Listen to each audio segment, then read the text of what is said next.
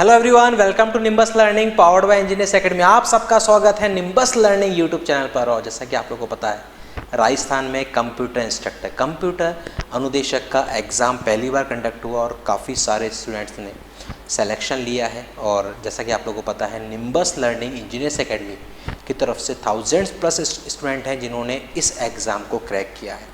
काफ़ी सारे स्टूडेंट के साथ हम लोग ऑलरेडी मिल चुके हैं, उनकी जर्नी जान चुके हैं, उनका एक्सपीरियंस किस तरीके से उन्होंने इस एग्ज़ाम को क्रैक किया, उनके सारे अनुभव हम लोग जान चुके हैं।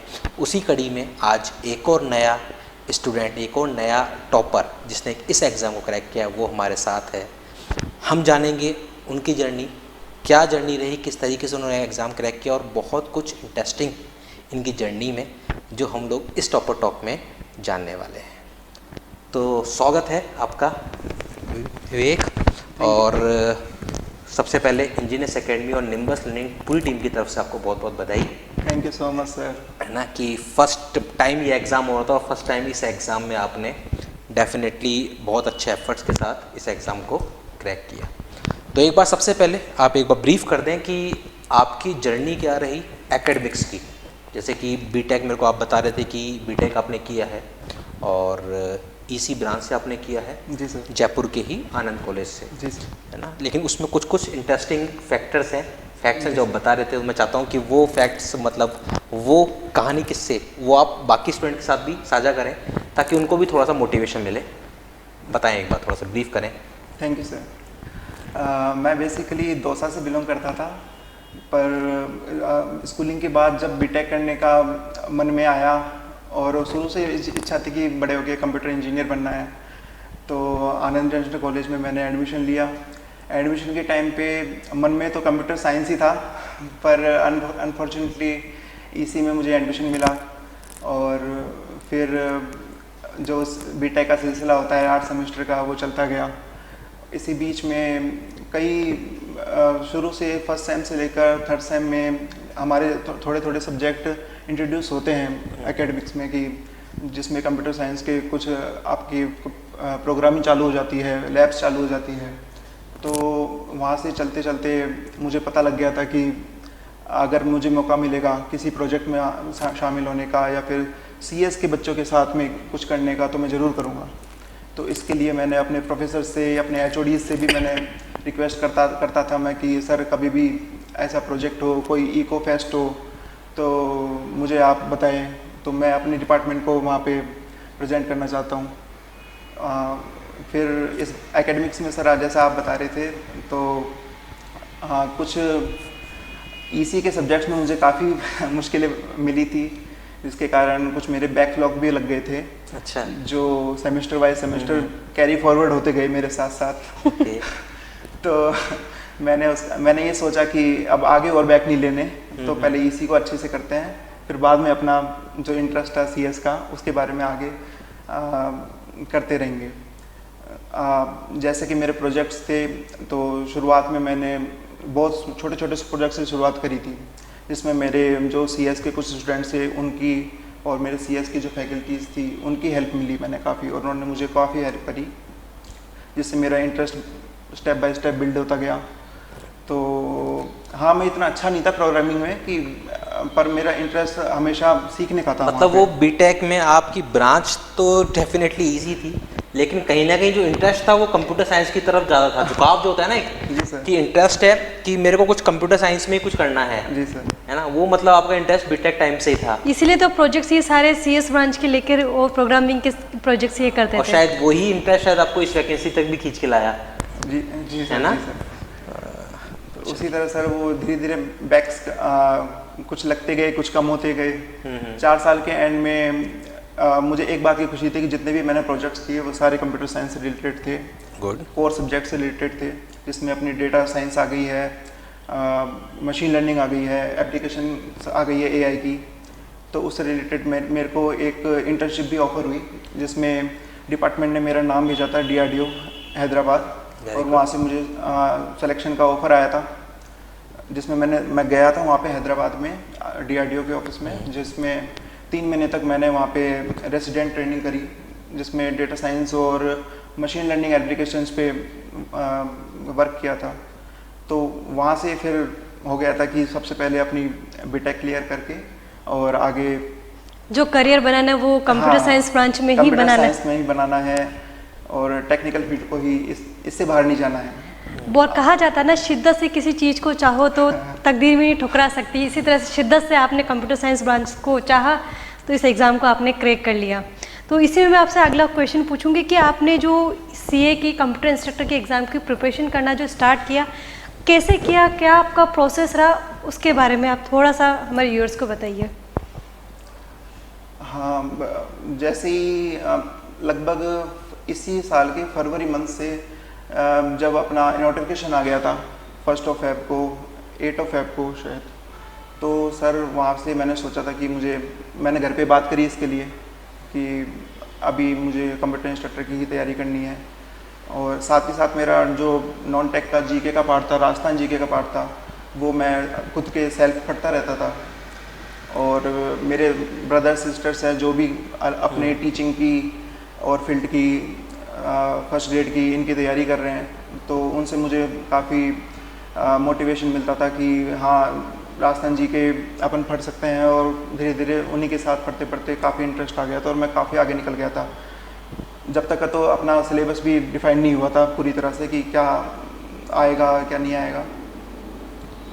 फिर मैं निम्बस से जुड़ा फरवरी के लास्ट में, जहाँ पे मैंने ऑनलाइन के लिए भी मैंने काफ़ी वीडियोस देखी यूट्यूब पे, और टाइम टू टाइम अपने लाइव सेमिनार्स होते थे। मुझे याद है जब फर्स्ट वैकेंसी आने के बाद फर्स्ट जब लाइव सेमिनार हुआ था, मैम थी उस लाइव वेबिनार के अंदर, तब उस नोटिफिकेशन और सिलेबस के ऊपर डिस्कस चल रहा था। तो मैम आप भी थी वहाँ पे, और सर ने ऐसे बोला था कि ये जो सिलेबस है बच्चे कहीं भटक ना जाए इधर उधर के। मार्केट में काफ़ी भ्रांतियाँ फैल रखी हैं सिलेबस को लेकर कि पिछले कुछ साल पहले आईए का सिलेबस हुआ था कि आईए का लेवल आएगा, या फिर कुछ कह रहे हैं कि RSCIT का लेवल आएगा। बिल्कुल बिल्कुल। तो तब से ही मेरे मन में था कि कुछ निम्बस एकेडमी ही है जो मेरी हेल्प कर सकती है मेरे टेक्निकल पार्ट में। तो मैं यहाँ पे निम्बस में आया था और मैंने 1 मार्च से बिल्कुल टाइम टेबल सेट करके और तैयारी चालू कर दी थी। अच्छा, तो अभी आप ऑफ कैमरे में कुछ बता रहे थे कि कुछ चैलेंजेस आपने फेस किए, कुछ हॉस्पिटलाइजेशन का था आपका 15 दिन का। जी सर। वो बताएं थोड़ा सा, आप क्या एग्जैक्टली हुआ था? सर मैंने शुरुआत तो अपने विजय सर की क्लासेस लेके DBMS से शुरुआत करी थी, और मैं काफ़ी कॉन्फिडेंट था शुरू के 10 दिन तो कि हाँ, मैंने जो डिसीजन था वो बिल्कुल सही था, और मुझे काफ़ी इंटरेस्ट आ रहा था। जो सब्जेक्ट मैं बीटेक के टाइम से पढ़ना चाहता था वो इंटरेस्ट मेरा अब बाहर निकल रहा था। वो सब्जेक्ट पढ़ने को अब मिल गए फाइनली। दिल खुश हो गया कि चलो कुछ चाहा और मिल गया। बिल्कुल। तो पर उसके बाद कुछ हेल्थ के इश्यूज आ गए थे मेरे साथ, तो मुझे लगभग 15 दिन के लिए अप्रैल के फर्स्ट वीक में एडमिट होना पड़ गया था। तो वहाँ पे काफ़ी 2-3 दिन तक डिमोरलाइज हो गया मैं, और जो मेरा टाइम टेबल पूरा मैंने सेट कर रखा था वो भी काफ़ी हडल हो गया था उसमें भी। फिर धीरे पर मैंने सोचा कि मेरी सिस्टर मेरे साथ वहाँ हॉस्पिटल में रहती थी, घर से मैंने किसी को नहीं बुलाया था कि मैं अच्छे से पढ़ रहा हूँ, आप चिंता मत करो। और मेरी सिस्टर मेरे लिए पेडागोजी की, जो छोटे छोटे प्रोग्रामिंग फंडामेंटल की, इनके नोट्स ले आती थी जो मैंने खुद ने बनाए थे पहले, और कुछ बुक्स हो गई। तो मैंने ऐसे छोटे छोटे सब्जेक्ट्स को निकाल के मैंने अपना वहाँ पे टाइम निकाला, क्योंकि वहाँ तो मन ही नहीं लगता सर। मतलब ये इंटरेस्ट जुनून ही है जो हॉस्पिटल में एडमिट होने के बाद भी आप 3-4 दिन के बाद जब फ्री हुए हॉस्पिटल में, ठीक है अब मैं पढ़ सकता हूँ, तो भी आपने तुरंत पढ़ाई चालू कर दी वहाँ पर बिना एक भी दिन वेस्ट किए। इसके लिए कहते हैं ना, कौन कहता है कामयाबी किस्मत तय करती है। कौन कहता है कामयाबी किस्मत तय करती है, इरादों में दम हो तो मंजिलें भी झुका करती है, और वही आपके साथ हुआ है। तो वही है कि इंटरेस्ट आपको कहीं से भी कहीं लेके जा सकता है। अगर आप अपनी इंटरेस्टिंग फील्ड में अगर आप डेफिनेटली अगर काम करेंगे ना, तो सफलता ज़रूर मिलेगी, मतलब उससे कोई आपको रोक नहीं सकता। लेकिन वो इंटरेस्ट आपका होना चाहिए। अगर आप बिना किसी इंटरेस्ट के और जस्ट एग्ज़ाम को दे रहे हैं, तो वहाँ पर आप कितनी मेहनत कर लें, सक्सेस मिलने के चांसेस थोड़ा सा कम रहते हैं। लेकिन अगर इंटरेस्ट के साथ मेहनत कर रहे हैं तो डेफिनेटली फिर आपको सक्सेस ज़रूर मिलती है, और वही कुछ कहानी इनकी भी है।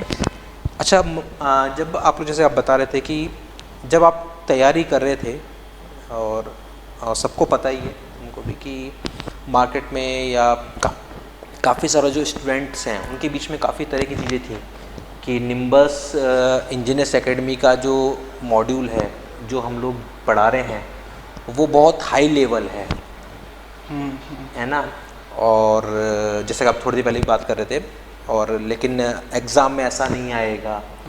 तो आपके अकॉर्डिंग आपको कैसा लगा कि एग्जैक्टली निम्बस इंजीनियर्स एकेडमी ने जो पढ़ाया आपको सिलेबस, वो लेवल और एग्ज़ाम का जो पेपर का लेवल था, जी सर, दोनों कितना मैच हुए आपके लिए?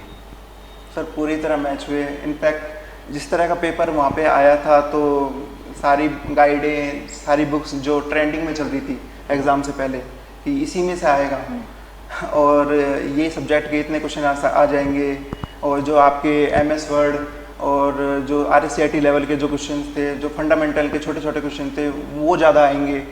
तो सब रखे रह गए सर। हाँ, तो मार्केट में यही था कि डेटा प्रोसेसिंग और जो आपका फंडामेंटल कंप्यूटर है, बस कहानी तो यही। जो RSCIT का आई का जो सिलेबस, बस उसी के इर्द गिर्द कहानी घूमेगी। आने ये DBMS प्रोग्रामिंग लैंग्वेज, ये तो सब ऐसे दे ये दिए, पाइथन, जावा, ये सारी लैंग्वेज तो ऐसे ही रह जाएगी। जी मैम, मैं ये कहूँ कि टाइम के साथ साथ केवल एक निम्बस लर्निंग ही थी जो शुरुआत से जो उसने सोचा था कि हम ये लेवल लेके चलेंगे और बच्चों को चाहे और एग्ज़ाम के टाइम तक ये लेवल तक हम उनको पहुंचा देंगे। तो वैसा ही चलता रहा। बाकी सब टाइम पे बदलते रहे, लोगों के लेवल कम होते गए, बढ़ते गए, और उनके टेस्ट सीरीज़ के जो लेवल थे ना, वो भी वहीं तक सीमित रह गए जहाँ तक उनका वर्ड प्रोसेसर था। पर निम्बस से मेरे को ये हेल्प मिली कि शुरुआत में जो मैं सब्जेक्ट लोगों को पढ़ने में डर लगता था, वैसे सब्जेक्ट उन्होंने पढ़ना आसान कर दिया। चलिए, इसी सीरीज़ में मैं आपसे अगला क्वेश्चन पूछना चाहूँगी कि आपकी प्रिपरेशन का जो लास्ट फेज़ था वो क्या था, कि जब हम पूरी प्रिपरेशन कर लेते हैं और लास्ट फेज़ जो हमारा आता है तो उसको हम लोग कैसे उस प्रोसेस पे जाते हैं, थोड़ा सा उसके बारे में बताइए। जी मैम, लास्ट का जो फेज़ था, जब तक अपन लगभग आधे से ज़्यादा कोर्स कर चुके होते हैं जी, कुछ गिने चुने, जिस तरह का एक पूरा कोर्स तो अपना थ्योरेटिकल था और बहुत बड़ा सिलेबस में, जिसमें लैंग्वेजों की भरमार थी, जिसमें C++, जावा, ब्लॉकचेन, तो ये सब पढ़ने, अगर इनको पढ़ने की सोचे तो काफ़ी मन घबरा जाता था कि अपना तो आधे सिलेबस बाकी रह रहा है अभी तो उसके लिए मैंने टेंशन नहीं ली। बादल सर ने नोट्स प्रोवाइड कराए थे, टाइम टू टाइम क्लासेस थी वहाँ उनकी, तो वो मैंने लेके केवल कंप्यूटर प्रोग्रामिंग फंडामेंटल पे ध्यान दिया। मैं ज़्यादा किसी ब्लॉकचेन के अंदर या पाइथन हो गया अपना, तो पहले से मुझे थोड़ी नॉलेज थी, पर मैंने उस पर टाइम अपना नहीं दिया। उसकी जगह मैंने जो मेरे शॉर्ट नोट्स बनाए रखे थे उन्हीं को रिवाइज करता गया, और एक बड़ा फेज़ था मेरा लगभग 1-1.5 महीने का, जिसमें मैंने हर रोज़ जितने टेस्ट हो सकते थे वो टेस्ट मैंने सारे दिए।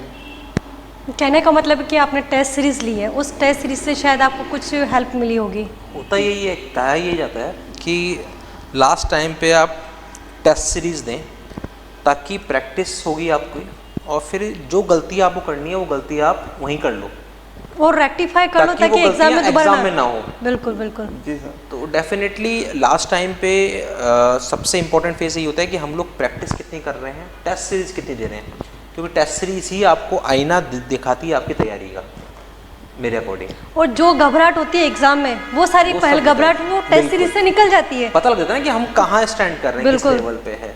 तो आपने मतलब टेस्ट सीरीज दी लास्ट में, बिल्कुल टेस्ट सारे है ना तैयारी के साथ किया। अब देखते हैं किसमें कितना दम है। जी सर, लास्ट में मैंने निम्बस का जिस तरह का टेस्ट सीरीज का दिया था, हाँ। एक खास बात मैं टेस्ट सीरीज के लिए कहना चाहूँगा निम्बस के लिए, कि वैसे मुझे जहाँ भी टेस्ट सीरीज मिलती थी मैंने बस दे देता था मैं, और निम्बस में हमेशा मैं आता था टेस्ट देने के लिए।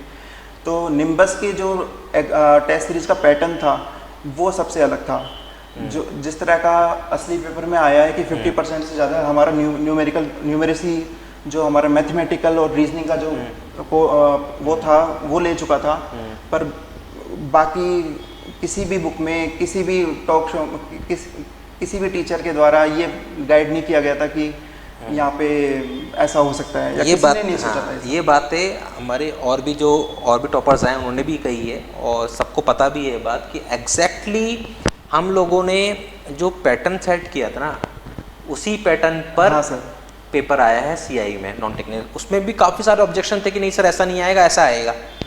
बट ओवरऑल हमारा जो अभी तक का एक्सपीरियंस रहा है, लास्ट 11 साल से हम लोग टेक्निकल वो जो डेप्थ एनालिसिस रहा है, पूरा एनालिसिस, और उस एक्सपीरियंस के बेसिस पर टेस्ट सीरीज किस मेथड से पढ़ाना है, किस लेवल का पढ़ाना है, और वो कहीं ना कहीं बिल्कुल खरा उतरा है ना। जो भी निम्बस लर्निंग के स्टूडेंट्स थे, इंजीनियर्स एकेडमी के स्टूडेंट्स थे, और सीआई की जिन्होंने तैयारी की, उन सबके लिए बिल्कुल खरा उतरा कि उसी पैटर्न पर एग्जैक्टली एग्ज़ाम आपका हुआ।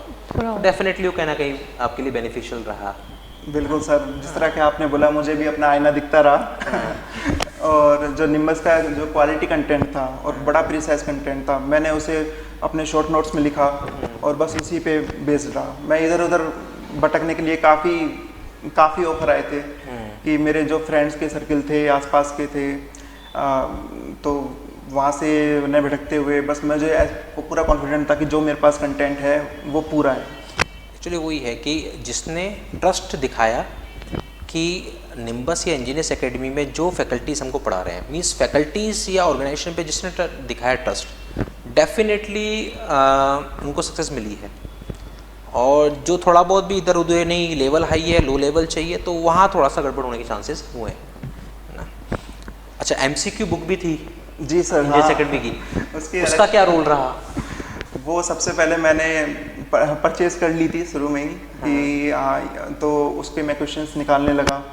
तो जो कंटेंट आप पढ़ते हो और जिस पे इतना टाइम देते हो और वही आपके क्वेश्चंस के रूप में आपके सामने आ जाते हैं, तो कॉन्फिडेंस डबल हो जाता है सर। तो उसी तरह से फिर मैंने अपने फ्रेंडों को भी ये सजेशन दिया कि आप ये बुक लो, इसको देखो। तो वो मेरे को बोलते थे कि विवेक ये बुक तो मिल ही नहीं रही है कहीं। तो वो book he out of stock हो गई थी एक टाइम पे तो अपने कोचिंग की। और फिर मैं एक बार सेंटर पे आया था केवल बुक के लिए कि सर ये बुक प्रोवाइड कराओ, मेरे को कई फ्रेंड्स हैं जिनको चाहिए और ये काफ़ी अच्छा कंटेंट है। तो उसके लिए भी काफ़ी भागदौड़ रही। तो कंटेंट था सर, इसलिए जो और काफ़ी ऐसे क्वेश्चंस थे, बहुत सारे क्वेश्चंस थे जो मेरे को वहाँ पे एग्ज़ाम डे पे दिखे उस बुक में से। तो वही है ना कि एक्चुअली बुक भी ऐसे नहीं कि कुछ भी कॉपी पेस्ट करके बना दिया था। बुक भी जो भी फैकल्टीज़ मेंबर्स हैं जिन्होंने आपके लेक्चर्स लिए हैं, उन्होंने दिन रात मेहनत करके उस बुक को तैयार किया, उन क्वेश्चंस को तैयार किया। जी सर। और उसमें से क्वालिटी क्वेश्चन जो आपके कंप्यूटर इंस्ट्रक्टर एग्जाम पूछे जा सकते हैं, उन क्वेश्चंस को ही रखकर उस बुक को बनाया। ऐसा नहीं कि ठीक है लो लेवल का भी डाल देते हैं, हाई लेवल का भी डाल देते हैं, आएगा तो ठीक है, नहीं तो कोई बात ही नहीं। पूरा फिल्टर करके एक्सपीरियंस के बेसिस बुक्स पर में मैक्सिमम टू मैक्सिमम बोला जाए तो ऑलमोस्ट सारे टॉपिक्स कवर किए और सारा लेवल कवर किया, ताकि बच्चा बिल्कुल बेसिक से स्टार्ट करके लास्ट जो हार्ड जो लेवल रहता है वहां तक जाए। मतलब प्रॉपर प्रैक्टिस हो, प्रॉपर गाइडेंस मिले, एग्जाम ओरिएंटेड उसको सारा कुछ मैटर मिले, और कोई भी टॉपिक उसको छोड़ा नहीं गया कि सारे टॉपिक को बहुत अच्छे से कवर अप किया गया। मतलब कि 2-3 बार क्वेश्चंस पूछे गए, मतलब हर एक टॉपिक के ऊपर बच्चे की काफ़ी अच्छे से प्रैक्टिस हो जाए उस पर। तो ओवरऑल आपका एक्सपीरियंस बहुत ज़बरदस्त रहा और इंटरेस्ट जैसा कि आपका बना रहा सीएस की तरफ। और इतनी आपने मुश्किल शायद है और भी एग्ज़ाम दिए हैं शायद आपने गवर्नमेंट एग्ज़ाम्स और भी शायद अपने किए अटेम्प्ट। जी सर, अपना कंप्यूटर इंस्ट्रक्टर का जो नोटिफिकेशन आया था उससे पहले मैंने वीडियो के लिए पढ़ना चालू कर दिया था। ठीक है। जिस तरह के मैं बता रहा था कि नॉन टेक में धीरे धीरे तो वीडियो का प्री मैंने क्लियर कर लिया था। तो उस वक्त भी मेरे पास एक ऑप्शन था। आपको एक बताता हूँ कि जब मेरे पापा मुझसे मिलने आए थे एक बार, तो उन्होंने बोला था कि बेटा जो वीडियो प्री तूने निकाला है, मुझे लग रहा है कि इसमें तेरा हो जाएगा, तो वीडियो मेंस की तैयारी कर। तो वहाँ से मेरे पास थोड़ा सा, पर मुझे पता था कि मेरा कहाँ इंटरेस्ट है। तो वही बात आई, मैं कह नहीं सकता कि अगर मैं वीडियो की तैयारी करता तो मैं सिलेक्ट होता नहीं होता, पर मुझे ये पता था कि अगर मैं कंप्यूटर इंस्ट्रक्टर पे लगा रहा तो मैं 100% निकलूँगा। डेफिनेटली इंटरेस्ट आपको खींच रहा है ना, और इंटरेस्ट के साथ आपने मेहनत की तो डेफिनेटली सिलेक्शन कोई रोक नहीं सकता। फादर आपके गांव में रहते हैं? हाँ, दौसा में है। टीचर हैं प्राइवेट। बहुत बढ़िया, बहुत बढ़िया। तो ओवरऑल ये जो पूरी सक्सेस रही आपकी, इसका श्रेय आप किसको देना चाहेंगे? बिल्कुल माता पिता तो है ही, उनका ही सपोर्ट था कि उन्होंने मुझे बहुत बड़ा सपोर्ट, बहुत बड़ा सपोर्ट था सर। हाँ। कि उन्होंने पूरा सपोर्ट किया कि अपने जहाँ तुझे अच्छा लगे वहाँ से पढ़, जो चाहिए वो सब तेरे को प्रोवाइड किया जाएगा। आप सब गुरुजनों का था, मैम का, सर का, और बाकी निम्बस से जो सपोर्ट मिला है उसका मैं बहुत थैंकफुल हूँ सर। क्योंकि इस आजकल के मार्केट में अगर चाहे किसी की भी चीज़ की आप तैयारी कर रहे हो, कन्फ्यूज़न बहुत ज़्यादा है और जो कंटेंट है वो बहुत कम है। तो उस बीच में एक सही रास्ता दिखाने के लिए thank you so much sir. Okay, thank you. But आज जो आगे आने वाले कॉम्पिटिटिव एग्जाम्स है, काफ़ी सारे एस्पिरेंट्स हैं हमारे, तो उनके लिए कोई आप मैसेज देना चाहेंगे? बिल्कुल, उन सब के लिए मेरा एक ही मैसेज है कि जहाँ पे आपका इंटरेस्ट है ना, वहाँ पे अगर आप अपनी कोशिश करोगे तो वो निखर के आएगा। कि भले ही आपका शुरुआत में थोड़ी मुश्किलें आएगी, क्योंकि जहाँ पे मेहनत होती है वहाँ पे कई माइनस पॉइंट भी आपके साथ सामने आ जाते हैं, पर अगर आप इंटरेस्ट के साथ पढ़ोगे तो आपको पढ़ाई के अंदर मज़ा आने लगेगा। वो मज़ा मैंने अपनी 3 महीने की, जो 4 महीने की जो मेरे प्रिपरेशन का टाइम था, वो मैंने फील किया है, और वही मुझे आगे के लिए इंस्पायर करता है कि मैं आगे भी पढ़ता रहूँ, रुकूँ नहीं। क्योंकि अपकमिंग बहुत सारे एग्ज़ाम्स हैं जो स्टूडेंट्स अपेयर होंगे, और कंप्यूटर इंस्ट्रक्टर में किसी कारण से जो लोग सक्सेस नहीं हो पाए, आपको बैठने की या हताश होने की ज़रूरत नहीं है, क्योंकि अपकमिंग और भी एग्ज़ाम्स आपके लिए आएंगे, है ना, कंप्यूटर साइंस बैकग्राउंड में गवर्नमेंट टेक्निकल एग्ज़ाम्स। तो डेफिनेटली आप लोग अपनी तैयारी जारी रखें। इन्फॉर्मेटिव असिस्टेंट की वैकेंसीज़ का आने का है और प्रोग्रामर की वैकेंसी आने का है। इसके अलावा और भी कोई ऑप्शंस आपको मिलेंगे डेफिनेटली गवर्नमेंट जॉब्स में। बस आप अपना इंटरेस्ट और अपनी तैयारी बनाए रखें तो डेफिनेटली सक्सेस आपको ज़रूर मिलने वाली है। तो बहुत अच्छा लगा आपसे मिलकर विवेक, और सच में आपकी जर्नी बहुत अलग रही है, इंस्पायरिंग रही है, और डेफिनेटली जो अपकमिंग एग्ज़ाम के एस्पिरेंट हैं उनको भी कहीं ना कहीं मोटिवेशन ज़रूर मिलेगा आपकी इस जर्नी से। सो इन्होंने वो 4 लाइनें प्रूव कर दी। मुश्किल नहीं कुछ इस दुनिया में, मुश्किल नहीं कुछ उस दुनिया में, तू ज़रा हिम्मत तो कर, ख्वाब बदलेंगे हकीकत में, तू ज़रा कोशिश तो कर। और इन्होंने इनकी वही कोशिश रंग ले आई और CI में इनका सिलेक्शन हो गया। बहुत बढ़िया। तो एट लास्ट वापस से आपको इंजीनियर्स एकेडमी निम्बस लर्निंग की पूरी टीम की तरफ से बहुत बहुत शुभकामनाएं। आप इसी तरीके से आगे अपने करियर में आगे बढ़ते रहें, और आपके पूरे परिवार को भी शुभकामनाएं। तो सो गाइस, आप लोग बने रहिए निम्बस लर्निंग पर। आगे भी ऐसे ही बहुत सारे एक्सपीरियंस हम लोग आपके साथ शेयर करेंगे। ऐसी बहुत सारी टॉपर्स की कहानी, उन्हीं की जुबानी हम लोग आगे हमारे टॉपर स्टॉक में लाएंगे, और डेफिनेटली कहीं ना कहीं वो आपको आगे आने वाले एग्ज़ाम्स में आपको आगे बढ़ने के लिए डेफिनेटली आपको मजबूत करेंगे। तो बने रहिए निम्बस लर्निंग पर for the future update. Keep watching, keep learning. Nimbus learning, ये है फ्यूचर की तैयारी। If you really like the video, please hit the like button, share the video, subscribe to our YouTube channel and press the bell icon for the latest updates. Thank you.